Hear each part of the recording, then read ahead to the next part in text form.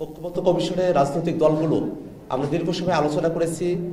অনেকগুলো বিষয়ে ঐক্যমত্য কমিশন কিছু সিদ্ধান্ত উপস্থাপন করেছেন। যথাসম্ভব রাজনৈতিক দলগুলোর সঙ্গে আলাপ আলোচনা করে ঐক্যমত্য কমিশন সংস্কার বাস্তবায়নের জন্য যে সুপারিশ সরকারের কাছে উপস্থাপন করেছে, তারপরেও এখনো পর্যন্ত সরকারের তরফ থেকে জুলাই সনদ বাস্তবায়নের আদেশ জারি করা হয় নাই। আজকে সরকারের তরফ থেকে সংবাদ সম্মেলন করে আবারও সংস্কারের বিষয়টাকে সরকারের দায়িত্ব হিসেবে সম্পন্ন না করে রাজনৈতিক দলগুলোর দিকে ঠেলে দেওয়া হয়েছে। সরকার সংস্কার বাস্তবায়নের বিষয়ে নিজেরা উদ্যোগী না হয়ে বরং গা বাঁচানোর মনোভাব ব্যক্ত করছেন। আমরা এর মধ্য দিয়ে সংস্কারকে বানচাল করে নির্বাচনকেও বানচালের দিকে নিয়ে যাওয়ার এক ধরনের প্রবণতা আমরা লক্ষ্য করছি। আমরা ঐক্যমত্য কমিশনের যে সুপারিশ সরকারের কাছে উপস্থাপন করা হয়েছে, সেই প্রস্তাবনা এক অনুযায়ী অতি দ্রুত সময়ের মধ্যে সংবিধান সংস্কারের বিষয়গুলোকে প্রধান রেখে জুলাই সনদ বাস্তবায়নের যে আদেশ সেটা জারি করার আমরা দাবি জানাচ্ছি। সাংবাদিক বন্ধুগণ, আমরা রাজনৈতিক দলগুলো অনেক কথা বলেছি, অনেক আলোচনা করেছি, যতদূর সম্ভব আমাদের মধ্যে আলাপ আলোচনা হয়েছে। সেই আলাপের ভিত্তিতেই ঐক্যমত্য কমিশন সুপারিশ উপস্থাপন করেছে। সেই সুপারিশের ভিত্তিতেই সরকার আদেশ জারি করবে, সেটাই হওয়ার কথা ছিল। কিন্তু আজকে যখন সরকারের তরফ থেকে সংবাদ সম্মেলন করে আরও এক সপ্তাহ রাজনৈতিক দলগুলোকে আলাপ আলোচনার কথা বলা হয়, তখন মনে হয় যে সরকার আসলে এই সংস্কারের বিষয়গুলোকে নিয়ে সাপ লুডো খেলছে। আমরা 96-তে পৌঁছে গিয়েছিলাম, সেটাকে আবার টেনে নিয়ে আসা হয়েছে সাপ কেটে। এই অবস্থায় বাংলাদেশের বর্তমান যে রাজনৈতিক পরিস্থিতি, তাতে সংকটের আরও ঘনীভূত হচ্ছে। আমরা মনে করছি এটার মধ্য দিয়ে সরকার আসলে গণঅভ্যুত্থানের মধ্য দিয়ে তাদের যে ম্যান্ডেট ছিল, সেই ম্যান্ডেটের ক্ষমতাকে তারা ইগনোর করে যাচ্ছে। সংস্কারের বিষয়টাকে বাস্তবায়নের জন্য অন্তর্বর্তীকালীন সরকারের প্রতি বাংলাদেশের সকল মানুষের আকুণ্ঠ সমর্থন ছিল, কিন্তু সরকার জনগণের আকুণ্ঠ সমর্থনকে উপেক্ষা করে সংস্কারের বিষয়ে তারা তাদের দৃঢ় ভূমিকা নিতে ব্যর্থ হচ্ছে। আমরা সরকারের কাছে আহ্বান জানাই, আর রাজনৈতিক দলগুলো যারা আছে তাদের সঙ্গে আলোচনা করে সংস্কারকে পিছিয়ে দেওয়ার কোনো চেষ্টা বাংলাদেশের জনগণ সেটাকে সহ্য করবে না। অবশ্যই অন্তর্বর্তীকালীন সরকারকে অতি দ্রুত সময়ের মধ্যে ঐক্যমত্য কমিশনের সুপারিশকৃত প্রস্তাব 1 অনুযায়ী সংবিধান সংস্কারের বিষয়গুলোকে অন্তর্ভুক্ত রেখে বাংলাদেশের মানুষের গণতান্ত্রিক আকাঙ্ক্ষাকে বাস্তবায়নের জন্যই জুলাই সনদ বাস্তবায়নের আদেশ জারি করতে হবে।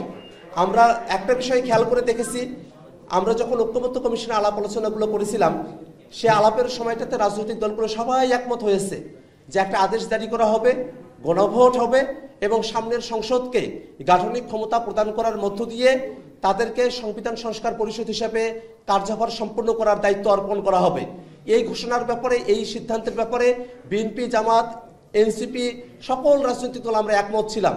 কিন্তু যখন জুলাই সনদ বাস্তবায়নের বিষয়ে ঐক্যমত্য কমিশনের তরফ থেকে সুপারিশ উপস্থাপন করা হয়েছে, সেই সময়টাতেই বিএনপির সিনিয়র নেতৃবৃন্দ গাঠনিক ক্ষমতা দেওয়ার বিষয়ে, সংবিধান সংস্কার পরিষদ গঠনের বিষয়কে তারা ঐক্যমত্য হয় নাই বলে যে মন্তব্য করেছেন, সেটা জাতির সঙ্গে প্রতারণা।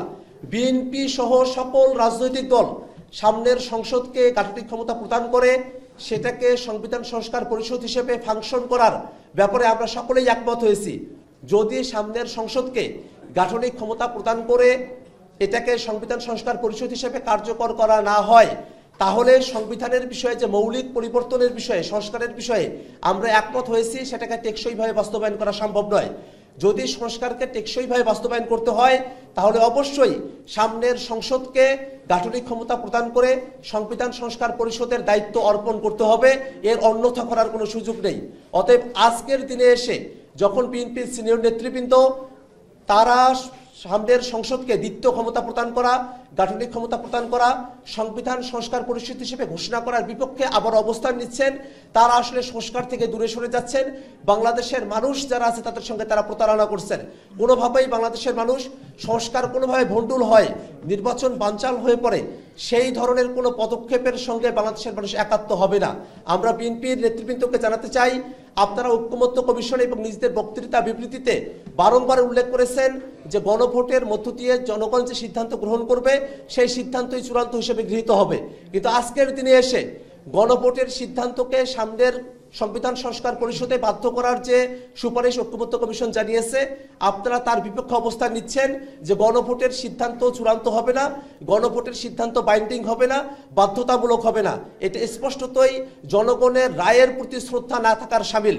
আমরা স্পষ্ট করে ঘোষণা করছি, গণভোটের মধ্য দিয়ে জনগণের যে অভিপ্রায় ব্যক্ত হবে সেটাকে বাধ্যতামূলক ধরে নিয়ে সেই বাধ্যতামূলক সিদ্ধান্তের অন্যথা যাতে না হয় তার গ্যারান্টি সরকারকে জুলাই সনদ বাস্তবায়ন আদেশে অন্তর্ভুক্ত করতে হবে। কোনোভাবেই এর অন্যথা করার কোনো সুযোগ নেই। আমরা সরকারের কাছে উদাত্ত কণ্ঠে আহ্বান জানাই যে সংস্কার বাস্তবায়নের বিষয়গুলো নিয়ে আমরা আলাপ আলোচনা করেছি তাতে যেন কোনোরূপ অন্যতা না হয়, 24-এর আকাঙ্ক্ষার বাইরে যাওয়ার যেন কোনো পরিস্থিতি তৈরি না হয়, সে ব্যাপারে আমাদের সকলকে আমাদের সতর্ক থাকতে হবে এবং সরকারকে সঠিক পদক্ষেপ গ্রহণ করতে হবে।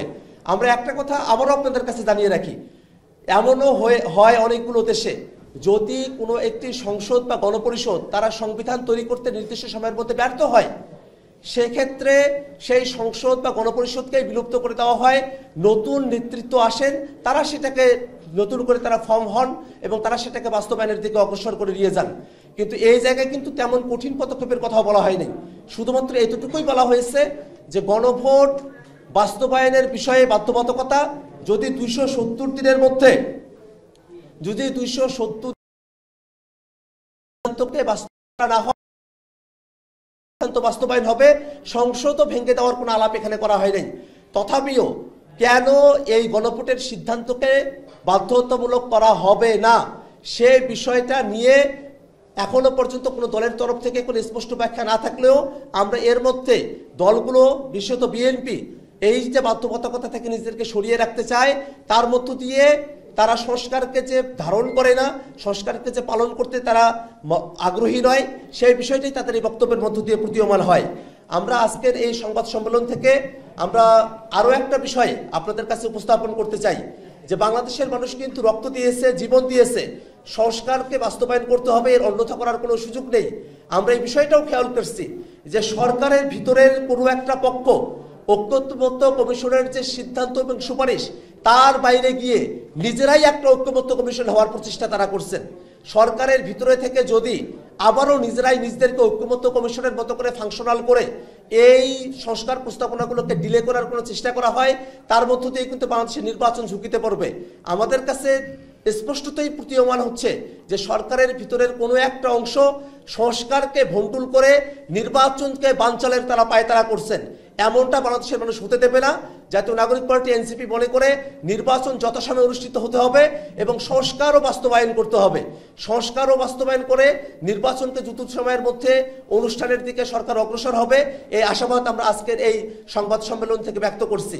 সর্বশেষ আমরা সরকারের কাছে দাবি জানাতে চাই, অতি দ্রুত সময়ের মধ্যে সরকারকে নিজেই দায়িত্বশীল জায়গায় থেকে দায়িত্বপূর্ণ আচরণের মধ্য দিয়ে নিজেকেই দায়িত্ব নিয়ে সরকারকে নিজেকেই দায়িত্ব নিয়ে জুলাই সনদ বাস্তবায়ন আদেশ জারি করতে হবে। সামনের সংসদকে গাঠনিক ক্ষমতা প্রদান করার মধ্য দিয়ে সংবিধান সংস্কার পরিষদ হিসেবে ঘোষণা করে সেই সংবিধান সংস্কার পরিষদে গণভোটের মাধ্যমে অর্জিত জনগণের সার্বভৌম অভিপ্রায়কে ধারণ করে সেটাকে অটোমেটিক্যালি যেন বাস্তবায়ন করা হয়, সেই সুপারিশ যেটা ঐক্যমত্য কমিশন রেখেছে তাদের প্রথম প্রস্তাবে, সেটাকে বাস্তবায়ন করতে হবে। সম্মানিত সাংবাদিক বন্ধুগণ, আমরা বাংলাদেশের শান্তি, শৃঙ্খলা এবং স্থিতিশীলতার পক্ষে আমরা অবস্থান নিচ্ছি। কোনো দলের নির্বাচনকে বানচাল করা বা সংস্কারকে বানচাল করা এরকম কোনো পক্ষের সঙ্গে জাতীয় নাগরিক পার্টি এনসিপি রাজনৈতিকভাবে একমত নয়। আমরা মনে করি বাংলাদেশের প্রশ্নে রাজনৈতিক দলগুলোকে এক থাকতে হবে।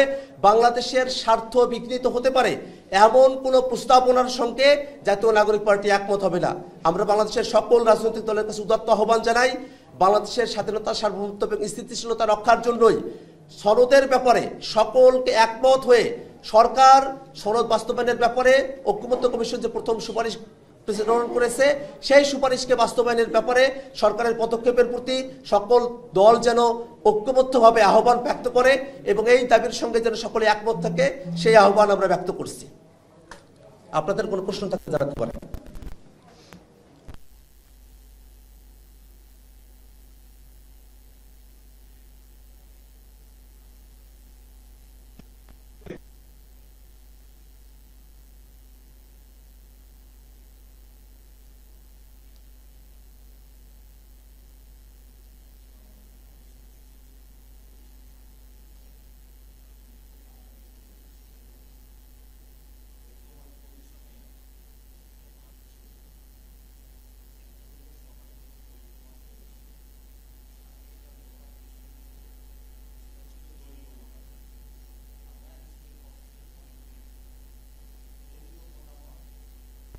যাওয়া উচিত না। সবাই যেটাতে ঐক্যমত হয়েছে সেটাই গণভোটে যেতে হবে, 1 নম্বর। 2 নম্বর জিনিসটা হলো, আপনারা জানেন ঐক্যমত কমিশন সুপারিশমালা দিয়েছে। আজকে অনেকদিন হয়ে গেল, সরকার থেকে আমরা এটা বাস্তবায়নের কোনো উদ্যোগ দেখতে পাচ্ছি না।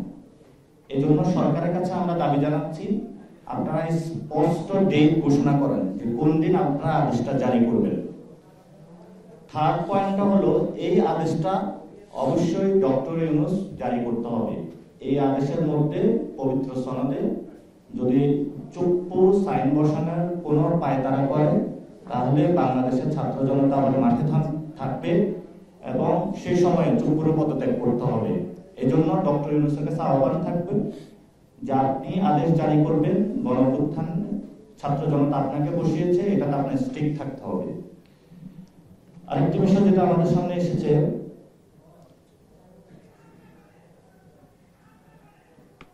বর্তমানে আসনের লোভ দেখিয়ে গণতন্ত্রের যে পথ সেটাকে রুদ্ধ করা হচ্ছে। বিভিন্ন ছোট ছোট দল যারা রয়েছে, 1-2টা আসন দিয়ে গণতন্ত্রের যে পথ, বহুদলীয় গণতন্ত্রের যে সৌন্দর্য, সেটাকে বাংলাদেশে নষ্ট করা হচ্ছে, রুদ্ধ করা হচ্ছে। এবং আরপিওতে যে প্রত্যেকটি দল তার নিজস্ব প্রতীকে ইলেকশন করবে, সংস্কার কার্যক্রম যে ঐক্যমত হয়েছিল সবাই, সেটারই ভিত্তিতে নির্বাচন কমিশন থেকে এবং আইন উপদেষ্টার যে স্বাক্ষর, সেখানের মধ্য দিয়ে উপদেষ্টা মহোদয়ের একটি সিদ্ধান্ত এসেছে যে প্রত্যেকটা দল তার নিজস্ব প্রতীকে হলো নির্বাচন করবে। কিন্তু এই বহুদলীয় গণতন্ত্রকে বিনষ্ট করার জন্য আপনারা দেখেছেন একটি দল উঠে পড়ে লেগেছে। আমরা সেখানে বলি যে প্রত্যেকটা দলকে নিজস্ব প্রতীকে নির্বাচন করার জন্য তাদেরকে সুযোগ করে দিতে হবে এবং গণতন্ত্রের পক্ষে, গণতন্ত্রকে গলা টিপে হত্যা করার জন্য যে প্রচেষ্টা চালানো হচ্ছে, আশা করি যে সরকার এবং সিভিল সোসাইটি, বাংলাদেশে যারা রাজনৈতিক বিজ্ঞজন রয়েছেন, তারা উদ্যোগ নেবেন, তারা এই অপচেষ্টাকে ঠেকিয়ে দিবেন। যেটা আরপিওর অনুচ্ছেদ 20 যেটা অলরেডি হলো, এটা অনুমোদন হয়েছে, কিন্তু সেই জিনিসটা হলো সরকারের সাথে বার্গেইন করে, সরকারকে প্রেসার ক্রিয়েট করে পিছনের দরজা দিয়ে এই অনুচ্ছেদ যে 20 নম্বর আরপিও রয়েছে সেটাকে পরিবর্তন করার জন্য একটি দল পায়তারা চালাচ্ছে। সেটা আমরা দেশবাসীর কাছে আহ্বান জানাচ্ছি যে যদি কোনো বড় দল, কোনো যদি ছোট দলের কাছে প্রতীক বিক্রি করে, আপনারা তাদেরকে ভোট দিবেন না। কারণ বাংলাদেশে আসনের বিক্রি করে বড় দলগুলো ছোট দলকে একীভূত করে নিয়ে বাংলাদেশে তারা নিজেদের রাজতন্ত্র কায়েম করতে চায়। আর আমরা আজকে যেটা বিএনপি তাদের আসন ঘোষণা করেছে, প্রথমত বিএনপির বিষয়ে আমাদের দুটি কথা। আমরা শুনতে পেয়েছি যে তারেক জিয়া দেশে আসছেন, আমরা তাকে বাংলাদেশে স্বাগত জানাই। যদি আরো আগে আসতেন তাহলে আরো আগে ভালো হতো। এই জন্য উনি আসতেছেন, আমরা তাদেরকে স্বাগত জানাই। আসুন গণতন্ত্র চর্চা করি, একসাথে বসবো, নিজেদের মধ্যে আলোচনা করে সমাধান করব। দ্বিতীয় বিষয় হলো গণতন্ত্রের আপসীন নেত্রী, যিনি গণতন্ত্রের জন্য লড়াই করতে বাংলাদেশে দীর্ঘদিন ধরে কারাবন্দী ছিলেন, খালেদা জিয়া। উনি 2টা আসনে প্রতিদ্বন্দ্বিতা করতে যাচ্ছেন, আমরা ওনাকেও স্বাগত জানাই যে এই 3টা আসনে প্রতিদ্বন্দ্বিতা করতে যাচ্ছেন। তো উনি আসলে গণতন্ত্রের সৌন্দর্য। ফলত আমরা এখনো বিএনপির নেতা অথবা নেত্রী হিসাবে খালেদা জিয়াকেই দেখি। ওনার থেকে যেই ধরনের কথাবার্তা বাংলাদেশের ঐক্যের জায়গাটা আসে, সেটা অন্য কোনো নেতৃবৃন্দ থেকে আমরা দেখি না, বরঞ্চ সেখানে আমরা গণতন্ত্রের পথটাকে রুদ্ধ করার জন্য অপচেষ্টা দেখি। সেই জায়গা থেকে উনি প্রার্থী হয়েছেন, আমাদের দল থেকে ওনাকে আমরা শুভেচ্ছা জানাচ্ছি। ওনার মাধ্যমে গণতন্ত্র আরো সুসংহত হবে, জুলাই অভ্যুত্থানের যে স্পিরিটটা রয়েছে সেটাই সুসংহত হবে এবং উনি জুলাই অভ্যুত্থানের এই গণঅভ্যুত্থানের মধ্য দিয়ে মুক্তি পেয়েছেন। জুলাই গণঅভ্যুত্থান না হলে উনি ইলেকশনটা করতে পারতেন না। যেহেতু জুলাই গণঅভ্যুত্থানের ফসল হিসেবে উনি ইলেকশন করতে পারছেন, সেটাও উনি এই জুলাই গণঅভ্যুত্থানের যে সংস্কার, সেটাকেও ওনার অভিবাদন জানানো উচিত। আমরা ওনাকে স্বাগত জানাচ্ছি। কিন্তু একটা দুঃখজনক বিষয়, আমরা এই গণঅভ্যুত্থানে বাংলাদেশের হলো 50% যে তরুণ সমাজ, আমরা মনে করেছিলাম ভালো ভালো কিছু প্রার্থী পাবো। এটা আমাদের হতাশ করেছে তাদের প্রার্থী তালিকা।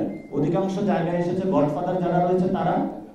এই জন্য ছাত্রদল, যুব দলের যারা তরুণ নেতৃত্ব নতুন রাজনীতি করতে চেয়েছেন, সেখান থেকে খারিজ হয়েছেন। আমরা আমাদের নমিনেশন যে সাবমিশন, সেখানে আপনাদেরকে আমরা স্বাগত জানাই। আসুন আমরা তারুণ্যভিত্তিক রাজনীতি করতে চাই বাংলাদেশে। আর ভাই একটি কোশ্চেন করেছেন যে আমার বিরুদ্ধে নাকি মামলা হয়েছে। তা আমি শুধু একটি কথাই বলবো, বাংলাদেশে গত 1 বছর চাঁদাবাজি, সন্ত্রাসী, মাস্তানি এগুলো আসলে কোনো ব্যক্তি করে না, এগুলো ভূতে করেছে এবং ওই দলটাকেও এখন ভূতে পেয়েছে। তো বাংলাদেশে আসলে কোনো এটার নাম ভূত, এর অধীনে বাংলাদেশে চাঁদাবাজি হয়েছে, সন্ত্রাস হয়েছে এবং এই পর্যায়ে এসে যখন আমরা চাঁদাবাজদের, সন্ত্রাসের বিরুদ্ধে কথা বলি, সেগুলোর বিরুদ্ধে হলো মামলা হামলা না, অনেক কিছু তারা করবে, কিন্তু আমরা ভীত নই। তবে এটার মধ্য দিয়ে আপনাদেরকে জানান দিচ্ছি, আমরা এনসিপির পক্ষ থেকে বাংলাদেশে আজ থেকে সন্ত্রাস, চাঁদাবাজ, দুর্নীতির বিরুদ্ধে যুদ্ধ ঘোষণা করলাম। এবার সে যে বড় দল হোক, যত বড় হনু হোক, যত বড় সন্ত্রাস হোক, হয়তো তারা থাকবে বাংলাদেশের, চাঁদাবাজরা থাকবে, সন্ত্রাসীরা থাকবে, দুর্নীতিবাজরা থাকবে, অথবা আমরা বেঁচে থাকবো। বাংলাদেশের শক্ত লড়াই হবে তাদের সাথে ইনশাআল্লাহ। আর কারো কোনো প্রশ্ন থাকলে করতে পারেন। আমার দুটো প্রশ্ন ছিল। প্রথম প্রশ্ন হচ্ছে, আপনি আজকে এখানে বলছিলেন যে আদেশ জারি করতে হবে প্রধান উপদেষ্টাকে। এর আগে পরশুদিন সংবাদ সম্মেলনে আইনি সম্মেলনে একই কথা বলেছিলেন, কিন্তু স্বাধীন মালিক আজকে বলেছেন যে আইন পাস করার জায়গা সংসদ, সেক্ষেত্রে সংসদে না থাকলে আইন পাস করার ক্ষমতা রয়েছে রাষ্ট্রপতি, প্রধান উপদেষ্টা কোনো আইন পাস করতে পারেন না। এটি কথা বলতে আরেকটার সাথে শাহিদিন মালিক ভুল বলেছেন। শাহিদিন মালিক হলো ওই যে কেউ বলে হলে দল কানা, সে হলো জ্ঞানপাতি।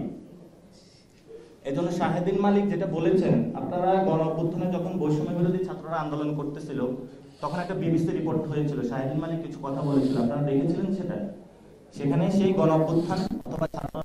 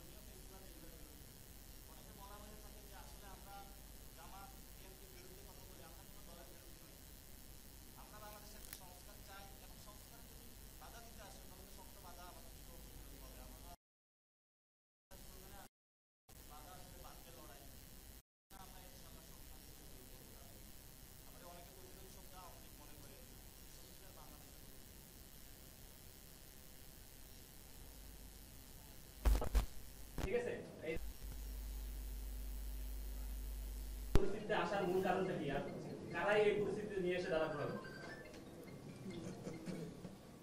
সংস্কারের বিষয়ে সিগনেচার করলেই যে সমস্যার সমাধান হয়ে যাবে এরকম ধরনের একটা মনোভাব অনেকের মধ্যে ছিল, কিন্তু সংস্কারে সাইন করলেই যে সমস্যার সমাধান হবে না সেটা এতদিনে আমরা বুঝে গেছি। যদি সনদে আমরা সেদিন সাইন করে ফেলতাম তাহলে বাস্তবায়নের আলাপগুলো এতদূর পর্যন্ত আসতো না। অতএব জাতীয় নাগরিক পার্টি এনসিপি সেই দিন যখন জুলাই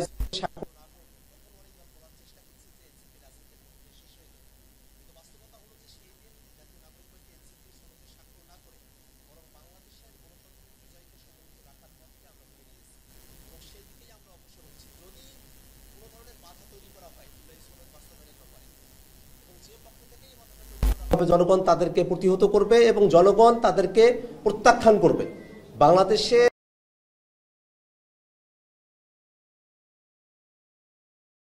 করেছে যে বাংলাদেশের রাজনৈতিক সংস্কৃতিতে পরিবর্তন দরকার, বাংলাদেশের রাষ্ট্র কাঠামোতে পরিবর্তন দরকার, বাংলাদেশের প্রতিষ্ঠানগুলোতে পরিবর্তন দরকার। এই পরিবর্তনের আকাঙ্ক্ষাকে, এটা কোনো কৃত্রিম আকাঙ্ক্ষা নয়, পরিবর্তনের আকাঙ্ক্ষা একেবারেই নিরেট, প্রাকৃতিক এবং মানুষের ভিতর থেকে উঠে আসা আকাঙ্ক্ষা। সেই আকাঙ্ক্ষাকে যদি দাবিয়ে রাখার চেষ্টা করা হয়, সেটা যদি কোনো দল করে, ইভেন যদি সরকারের ভিতরের কোনো অংশও সে চেষ্টা করে, অবশ্যই বাংলাদেশের মানুষ সেই চেষ্টাকে প্রতিহত করবে এবং বাংলাদেশের সংস্কারের বিষয়গুলোকে বাস্তবায়ন করা হবে। সেটাকে নিশ্চিত করে নিয়েই বাংলাদেশের মানুষ ঘরে ফিরে যাবে। এই যে পরিস্থিতি, গণভোট, অন্যান্য বিষয়গুলো নিয়ে ইসলামী দলগুলো এবং গণভোটের বিষয়ে আপনারা এক কথা বলছেন, এই যে এখন ধরনের পরিস্থিতি রয়েছে, এই পরিস্থিতির জন্য আসলে দায়ী কারা? এখানে রাজনৈতিক দলের যে সংস্কৃতি, এটার একটা দায় আছে। মানে নিজেদের মধ্যে আন্ডারস্ট্যান্ডিং, বোঝাপড়া, যে বিশ্বস্ততা একটা বিষয় আছে, সেটা নাই। আরেকটা হলো যে সরকারের একটা প্রবলেম আছে, সরকার এখন ভ্যাকেশনে আছে। আপনি দেখেন যে কবে সংস্কার কমিশনের সুপারিশমালা দিয়েছে, তারা আজকে মিটিং করলো, একটা প্রেস মিটিং এ গেল তারা। তো সরকার যদি এই ভ্যাকেশন সময়টা না কাটাইতো, আমোদ প্রমোদে না থাকতো তারা, তাহলে হয়তো এই উত্তরটা আরো আগে হতো। এখন সরকার ভ্যাকেশনে থাকার কারণে রাজনৈতিক দলগুলো নিজেদের মধ্যে মারামারিতে ব্যস্ত হয়েছে। এবং এই গণভোটের যে প্রশ্নটা এসেছে, এটা বিএনপি কতটা মেজরিটি নিতে পারে আর জামাত কতটা মেজরিটি নিতে পারে, এই দ্বন্দ্ব যুদ্ধ, মল্লযুদ্ধটা তারা রাজপথে নিয়ে এসেছে। ফলে সরকার থেকে জামায়াতও চাচ্ছে কিছু দাবি দাওয়া দিয়ে, কিছু বেশি সুযোগ সুবিধা নিয়ে সরকারের কিছু আসনে জয়ী হওয়ার জন্য বিএনপিও সেটা চাচ্ছে। আপনারা দেখেছেন ইসরায়েলের যে কেসটা এসেছিল, তারা মাঠে আন্দোলন দিয়ে সরকারকে বাধ্য করলো লন্ডনে একটা দেশ বিরোধী চুক্তি করার জন্য। এখন তারা আবার এই নোট অফ ডিসেন্টের, যেটা গণতন্ত্র বিরোধী একটা কাজ, জনগণ বিরোধী একটা কাজ, এটা দিয়ে প্রেশার দিয়ে সরকারকে আরেকটা কাজে তারা বাধ্য করাচ্ছে। আর জামায়াত বলতেছে বিএনপি যদি করাইতে পারে তাহলে আমি কেন করাবো না। এই জন্য জামায়াত ও বিএনপির দেখা দেখি সে উদ্যোগী হয়ে সরকারকে এই প্রেশার দেওয়ার চেষ্টা করতেছে। এই জন্য আমরা সরকারকে আহ্বান জানাবো যে আপনি ভ্যাকেশন থেকে উঠুন, বিএনপি জামায়াতকে নিয়ে বসুন। এই যে এদের 53 বছরের যে নিজেদের মারামারি সংস্কৃতি, এই দুইটা দলকে একটু বুঝিয়ে ভালো একটা সংস্কৃতিতে তাদেরকে নিয়ে আসুন। যদি এই দুইটা দল ভালো কোনো সংস্কৃতিতে না আসতে পারে, তাহলে সংস্কার আসলে কাগজে কলমে থেকে যাবে। এই দুইটা দল আসলে সংস্কার তো নিজেদের মস্তিষ্কে আগে বাস্তবায়ন করতে হবে। তো তারা যে বাস্তবায়ন করতেছে না, তাদের সেই জিনিসটা তো তারা এখনো দেখানো শুরু করেছে। আর আপনি যে শাহিদুল মালিকের কোশ্চেনটা করেছেন, সেটা নিয়ে একটা লিগ্যাল এক্সপ্লেনেশন আছে, এটা আমাদের খালেদ সাইফুল্লাহ ভাই দিলেন। শাহিদ মালিক স্যার যেটা বলেছেন, একটা ইন্টেনশন আছে আর একটা হচ্ছে লিগ্যাল, উনি ইন্টারপ্রিটেশন দিয়েছেন। ওনার যে লিগ্যাল মতামতটা দিয়েছেন, আপনি যদি ওইটা পড়েন দেখবেন আমরা যেটা বলছি সেটা একটা প্রতিচ্ছবি। সেটা ওনার ইন্টেনশন, আমরা যা বলছি সেটা না। আমি একটু ব্যাখ্যা করি। উনি বলছেন, উনি কিন্তু জুলাই সনদ যখন হলো তখনও বলেছেন যে এটা আবার কেমন ডকুমেন্ট, এটা সুপ্রা কনস্টিটিউশনাল একটা ডকুমেন্ট, এই পরিবর্তন তো কনস্টিটিউশন অ্যালাউ করবে না, রাইট? ওনার ইন্টেনশন হচ্ছে এই সংস্কারটা যেন না হয়। শাহিদ মালিক একমাত্র লিগ্যাল এক্সপার্ট না, বাংলাদেশে আরো অনেক লিগ্যাল এক্সপার্ট আছেন, বিশ্বে আরো অনেক লিগ্যাল এক্সপার্ট আছেন। অন্য লিগ্যাল এক্সপার্টদের সাথে যারা ঐকমত্য কমিশনে যারা কনসাল্ট করেছেন, যারা প্রথিতযশা লিগ্যাল এক্সপার্ট, তারাও কিন্তু মতামত দিয়েছেন যে হ্যাঁ, বর্তমান সংবিধানের অধীনে এই সংস্কারটা আনা সম্ভব না, কারণ আমরা একটা আমূল পরিবর্তন আনার কথা বলছি। তো আমাদের বর্তমান সাংবিধানিক যে কাঠামো আছে এর বাইরে যেতে হবে। এর বাইরে যে আমি যখন আনতে যাব, তখন কিন্তু আমি এটা চুপ্পু সাইন করছে না, ডক্টর মোহাম্মদ ইউনূস সাইন করছে, সেটা মূল কথা না। কারণ এই সংবিধান এই যে সংস্কার করার কথা, সেটার পাওয়ারটা দেয় না। আমরা পাওয়ারটা নিচ্ছি গণ অভ্যুত্থান থেকে, যেখানে 1400 বেশি মানুষ মৃত্যুবরণ করেছেন, হাজার হাজার মানুষ আহত হয়েছেন। তাদের আকাঙ্ক্ষা হচ্ছে সংবিধানটা সংশোধন করা। এখন সেটা যদি একজন লিগ্যাল এক্সপার্ট বলেন না সংবিধান সংশোধন করা যাবে না, আর জনগণ বলছে যে আমি সংবিধান সংশোধন করতে চাই, সকল পলিটিক্যাল পার্টি এসে বলছে আমি সংশোধন করতে চাই, আপনি তার কাছে যাবেন না, লিগ্যাল এক্সপার্ট বলছে না আমি এটা হতে দিব না, আমার মতামত এটা করা যাবে না। এটা একটা অ্যাবসার্ড একটা জায়গায় চলে আসছে। আমার মনে হয় ক্লিয়ার হয়েছে আপনাদের কাছে। Thank you. পলিটিক্যাল পার্টিগুলোকে আহ্বান জানিয়েছে যাতে করে সংলাপে বসে একটা ওয়ে আউট দেওয়া হয় সরকার।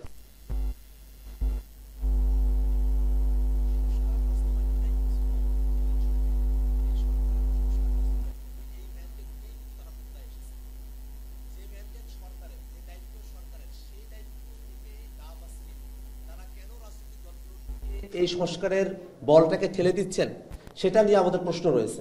আমরা মনে করি এটা অন্তর্বর্তীকালীন সরকারের দায়িত্ব।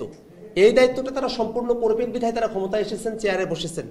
যে জন্য তারা চেয়ারে বসলেন, ক্ষমতা ভোগ করলেন, সেই সংস্কারই যদি তারা বাস্তবায়ন করতে না চায় এবং রাজনৈতিক দলগুলোর মুখাপেক্ষী থাকে, তাহলে তারা তাদের ম্যান্ডেট থেকে বিচ্যুত হয়েছেন বলেই আমরা মনে করি। সেই জায়গাটাতে সরকারের কাছে আমাদের আহ্বান, যত দ্রুত সময়ের মধ্যে সম্ভব এই সংবিধান সংস্কারের জন্য যে জুলাই সনদ বাস্তবায়ন আদেশ, সেটা তারা জারি করবেন এবং এর মধ্য দিয়ে উদ্ভূত যে সংকট, সেই সংকট নিরসনে তারা কার্যকর পদক্ষেপ গ্রহণ করবেন। বিএনপি প্রার্থী ঘোষণা করেছে, জামাত গণসংযোগ করছে, জনগণের কাছে যাচ্ছে। আপনারা জুলাই সনদ বাস্তবায়ন নিয়ে আছেন, আন্দোলন করছেন। সরকার বলছে যে ফেব্রুয়ারিতে যদি নির্বাচন হয় তাহলে সময়টা তো খুব কম।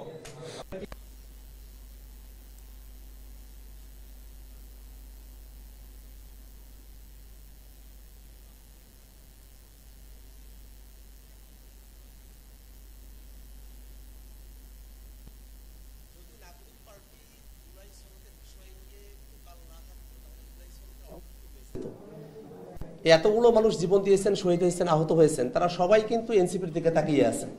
এই মানুষেরা এনসিপির দিকে তাকিয়ে আছে যে এনসিপি জুলাই সনদের ব্যাপারে কতটা দৃঢ় ভূমিকা রাখতে পারলো।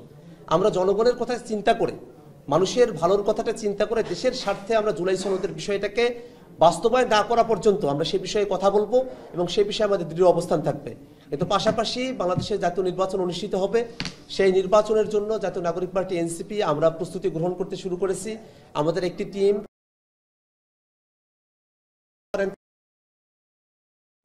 অতি অল্প সময়ের মধ্যেই আমরা আমাদের দলের যারা প্রার্থী আছেন তাদের তালিকা জনসম্মুখে সাংবাদিকদের সামনে আমরা উপস্থাপন করব। আমরা নির্বাচনের প্রস্তুতিও গ্রহণ করছি, কিন্তু নির্বাচনের প্রস্তুতি গ্রহণ করার অর্থ এটা নয় যে সংস্কারকে বাদ দিতে হবে। সংস্কারকে বাদ দিয়ে নির্বাচনের প্রস্তুতি গ্রহণ করার পক্ষপাতী এনসিপি নয়, এই কথাটা আমরা স্পষ্ট করে বলতে চাই। আর কিছু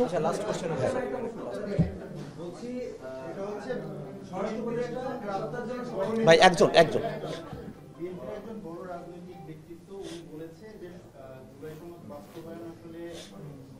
জনগণের দরকার নাই, এটা যারা বলছে তাদের দরকার, কারণ এটা পরবর্তীতে ওনাদের জন্য এটা একটা হতে পারে। এই কারণে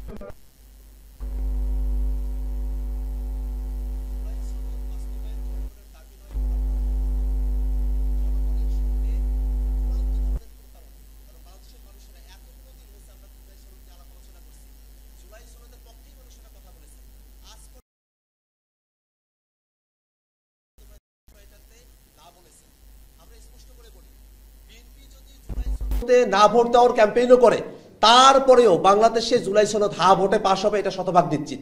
জুলাই সনদ বাস্তবায়নকে কোনো দল ঠেকিয়ে রাখতে পারবে না।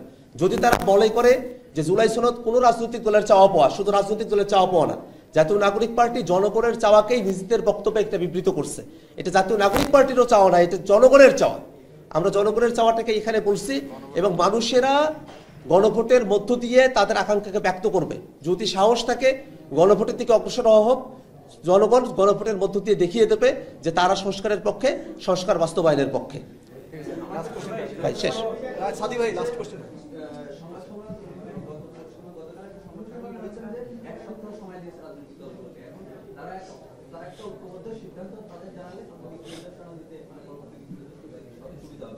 এক্ষেত্রে যদি রাজনৈতিক দলগুলো না দেয় তাহলে তিনি বলেছেন সরকার নিজের মতো সিদ্ধান্ত নেবে। সেক্ষেত্রে সিদ্ধান্ত নেওয়ার ক্ষেত্রে যদি আপনাদের মনোভাব না হয় আপনার আন্দোলন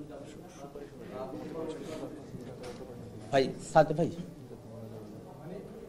ঐক্যমত কমিশন যখন তার বিশেষজ্ঞ প্যানেলের সাথে আলোচনা করছে, একের পর এক আলোচনা করছে, সেখানে বাস্তবায়নের যে রূপরেখা বা সুপারিশ দিয়েছে তার ঠিক আগের যে প্যানেলের আলোচনা এবং ঐক্যমতের বেশিরভাগ সদস্য একটা পরামর্শ দিয়েছিল যে তারা এই সরকারকে এটা বলবে যে আদেশের বাস্তবায়নের কথা যখন আসবে সুপারিশগুলো বাস্তবায়ন করতে হবে।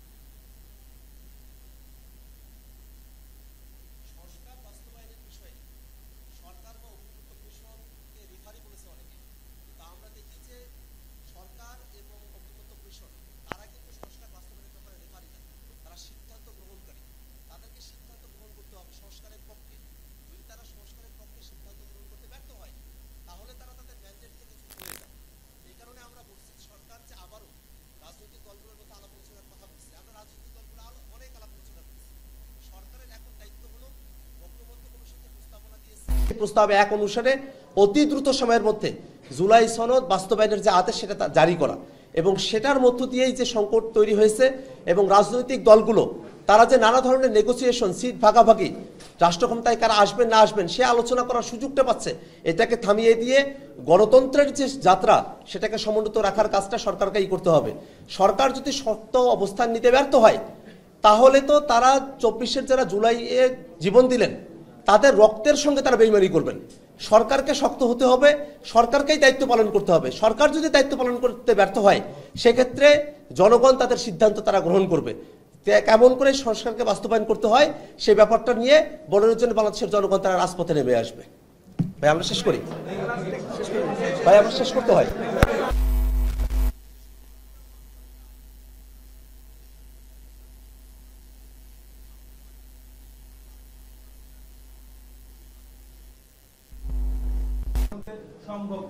কিন্তু আপনারা আসলে কিভাবে তাকে মানে আপনারা তো বলছেন যে আসলে বিএনপি গণভোটে আগ্রহীরা এরকম কথা বলছেন, কিন্তু আসলে আপনারা একটা গণভোট আয়োজনের জন্য যে খরচের প্রয়োজন হতে পারে সেটা খুবই বিবেচ্য বিষয় না, কারণ বাংলাদেশে অনেকগুলো জায়গায় অনেক হাজার হাজার কোটি টাকা খরচ হচ্ছে, অনেকগুলো দল অনেক অনেক টাকা দিয়ে নিজেদের দলীয় কার্যক্রমগুলো পরিচালনা করছে, গোপনে বাইরে প্রকাশ্যে অনেকভাবে অনেক টাকার লেনদেন হচ্ছে, খরচা হয়ে যাচ্ছে।